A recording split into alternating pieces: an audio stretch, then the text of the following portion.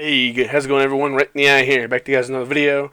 And then today we are going to be talking about my custom PC and exactly what I did to it when I teased those EK full cover water blocks for the Titans and the Red Titan X backplates. So we're going to see exactly what I did here right now. I am using a new recording device to be able to record this for you guys. I am using the Logitech C920 webcam here. It's 1080p, 30 frames per second with a 60 hertz flickering response. So I've heard good things, and I picked this up on Black Friday. The same one that I put in my Black Friday deals video. So if you guys are looking for a webcam, I'm pretty sure it's still on sale.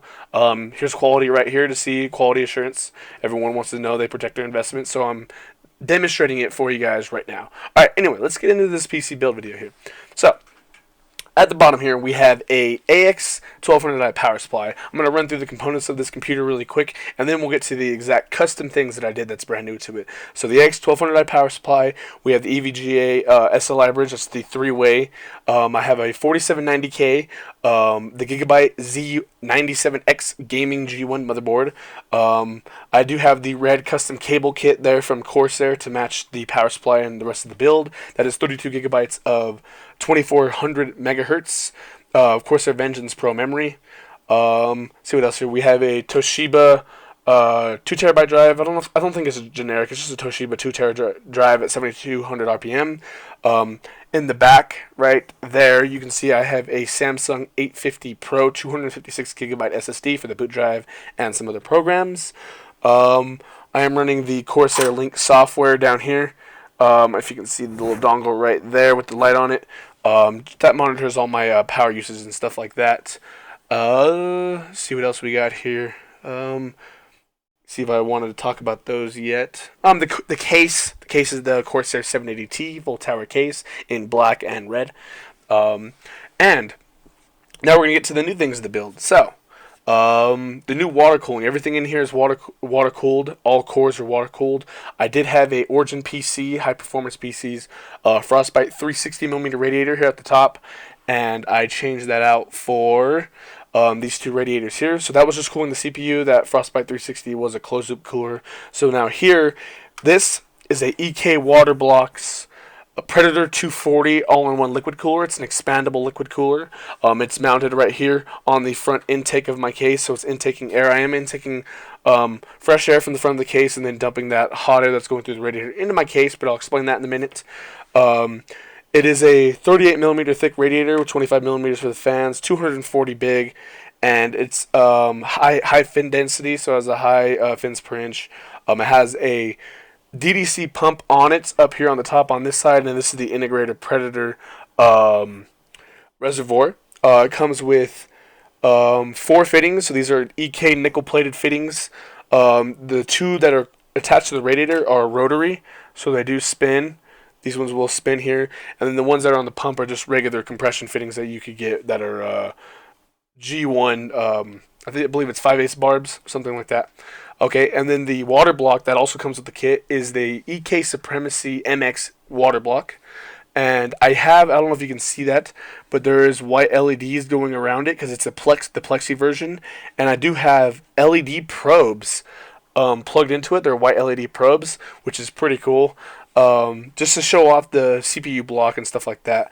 And it matches my SLI bridge. And if I have the case lights on white, I also have the Predator 360 mounted up here on the top, so it's 360 millimeters big, and the fans are exhausting air out the top, and they are the fans that come with it, which are 2200 RPM EK Vardar fans, high static pressure, and there's 2 of them here, 3 of them at the top, so it's 5 fans. Down here at the bottom, I do have a 1850 RPM Vardar fan.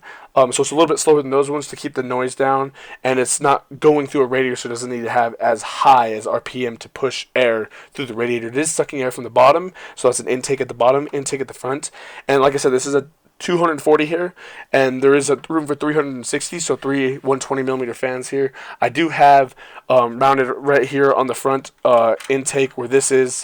I do have another 120mm 1850 RPM EK Vardar fan, so that's 3 in the front. So I have let's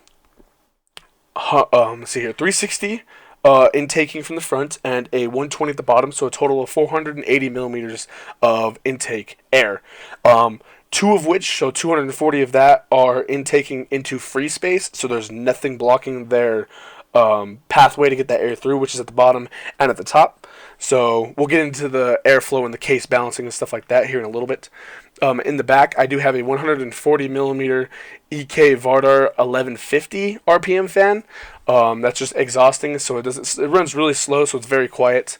And there is exhausting out here at the top. So if you do the math, I am exhausting more air than it's being intaked. So 360 plus 140 is 500, and there's 480 in the front being intaked. So I have 20 millimeters of air being exhausted more than I do intake.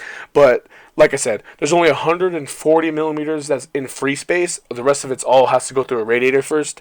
And then at the bottom I have 120 and 120 here at the top. That's in free space. So it's 240 millimeters of free space air being taken in, and only 140 of that air is in free space being blown out. So the case balance and the way air pressure works, I am trying to make it as equal as possible, but because there's still more air being intake that doesn't have to go through any turbulence like on a radiator, then I do have positive pressure in my case, and I can adjust that by fan speeds and stuff like that. Now to the piece of resistance, we get to the graphics cards. Okay, so this is a 360 millimeter up here. Again, there's two rotary fittings here, EK nickel plated ones, and this one's all hooked up with quick disconnect. So I have a quick disconnect here that's going down into the exit, the outlet of the bottom graphics card, and these are 90-degree angled rotary fittings here attached to the EK full cover water blocks. This is the acetal copper block, and then it goes up into another quick disconnect here, which is the inlet to the bottom graphics card, and that is going into the outlet of the top graphics card with, again, two nickel-plated 90-degree angled fittings that are rotary into the, and then also the inlet, the inlets here at the other side, and that is going up into this one. So the loop is traveling up into here, and then it's coming into this one, if it would focus. So that's the other one. So the way the loop works is it's coming out of this back fitting into the top graphics card, and then it's going from that graphics card into the bottom graphics card, and then from there it's going up into the radiator.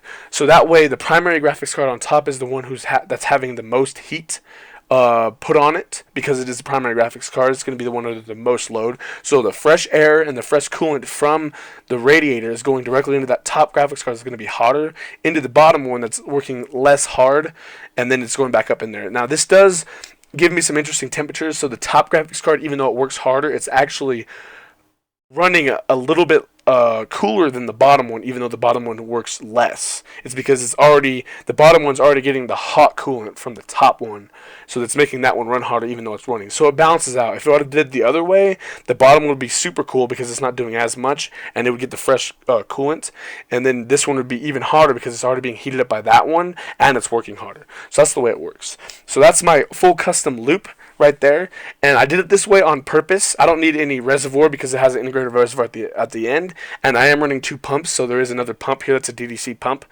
and I did it this way for two reasons. A, I really like the way it looks, and EK Waterblocks has some really good stuff, and B, it's quick disconnect. So these quick disconnect couplings, you just pop them off. I'm not going to do it while it's running, but you just take them off, and then you could pop out that graphics card. So I don't have to worry about having a terminal in between and then taking out both graphics cards at a time. I don't have to worry about bleeding the loop and then draining it and stuff like that every time I want to fill it up. It's quick disconnects. You pop it out, you fix whatever you need to fix, and then you put it back together. There's no bleeding. I don't need to bleed the air once I put it back together because it's already done that way, and it's sealed as soon as I take them off. So this way, it gives me I can maintenance it whenever I need to without worrying about anything. I mean, the only thing that I might need to do as far as any removal goes is maybe for the CPU block if I wanted to change the block on it or something like that. But yeah, guys, and I do have the EK full cover custom back plates, and they are set up to be as active cooling, so I got thermal pads in between them, and the graphics card's PCB on the back, the memory chips, the back of the VRMs, and all the power delivery stuff like that. So yeah, guys, that's basically it. If you have any questions, please feel free to ask me. I'm going to show you guys a couple more things here. This is about a 10-minute video, so feel free to like, comment, and subscribe. And I'm going to show you guys a couple more things here. So the case lighting, I don't know if you guys can see this here, but this is the new NZXT Hue Plus LED lighting kit. So I have the Hue software over here, so let me just configure some stuff for you. I'll show you guys some really cool effects. So this is about in the middle, so I can turn up the LED lights really bright here.